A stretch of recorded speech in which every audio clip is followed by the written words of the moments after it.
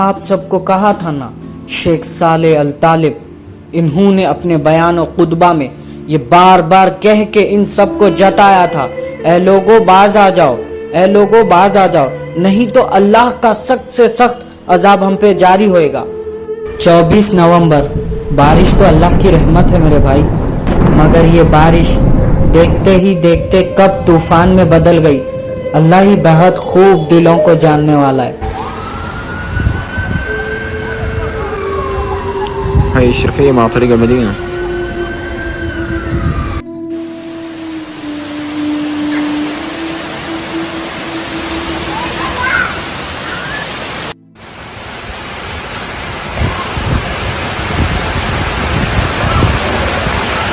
میں جانتا ہوں میرے بھائیوں، آپ سب اس منظر کو دیکھنے کے بعد کتنے خوف زدہ اور غم زدہ ہوں گے۔ میرے پیارے ویورز، سب سے پہلے تو سعودی عربیہ کے عوام کے اس دکھی مشکل میں ہم سب بھی برابر حصے دار ہیں، تو میرے بھائیوں سب سے پہلے ہم سب دعائی کریں گے کہ اللہ تعالیٰ ان کو جانی مال کے نقصان سے بچائے۔ دوستو، یہ وہی ملک ہے جہاں پہ ہیلووین منایا گیا تھا، طرح طرح کے ڈراؤنے ماسک پہن کے نکلے تھے یہ لوگ۔ یہاں پہ باقاعدہ ٹورسٹ لوگوں کے لیے بیچز کھولے گئے، اور یہاں پہ غیر ملکی جیسے چاہے ویسے کپڑے پہن سکتی، گھوم سکتے، شراب پی سکتے، جیسے چاہے ویسے کر سکتے، اور پارٹی ایونٹس کرنا۔ اس لیے یہ نوجوان نسل دیکھتے ہی دیکھتے اتنا آگے بڑھ چکی تھی، اتنا آگے بڑھ چکی تھی،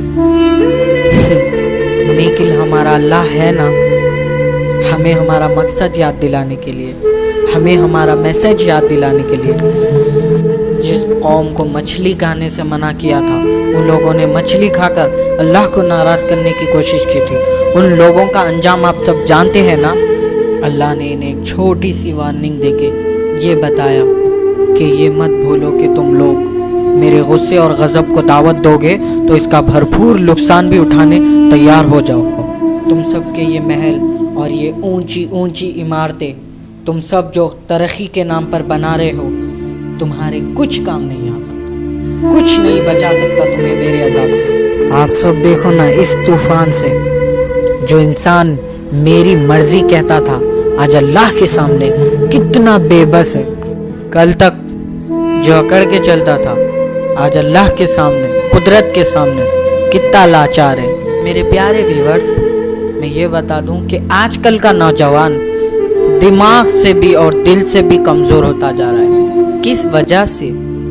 آج میرا بھائی میری نہیں سنتا، میری بہن میری نہیں سنتی، کیوں؟ کیونکہ ہمارے دلوں سے اللہ کا خوف ہی دور ہو گیا نا۔ آج کے لوگ پہلے کے لوگوں کو برا بھلا کہیں گے تو اللہ کا عذاب تو لازمی ہے نا۔ اللہ کے عذاب کے قریب ہونے کے نشانیاں میں بتا دوں آپ سب کو، یہ بات بالکل صحیح ہے کہ اس طرح کی قدرتی آفات کو کسی کا کنٹرول نہیں ہے، لیکن اللہ کا قرآن بتاتا ہے کہ ہر چیز فنا ہونا ہے، مگر افسوس ہم نے اسے بھی بھلا دیا جو ہمارے پیارے نبی صلی اللہ علیہ وسلم کی سیاری زندگی بتائی گئی۔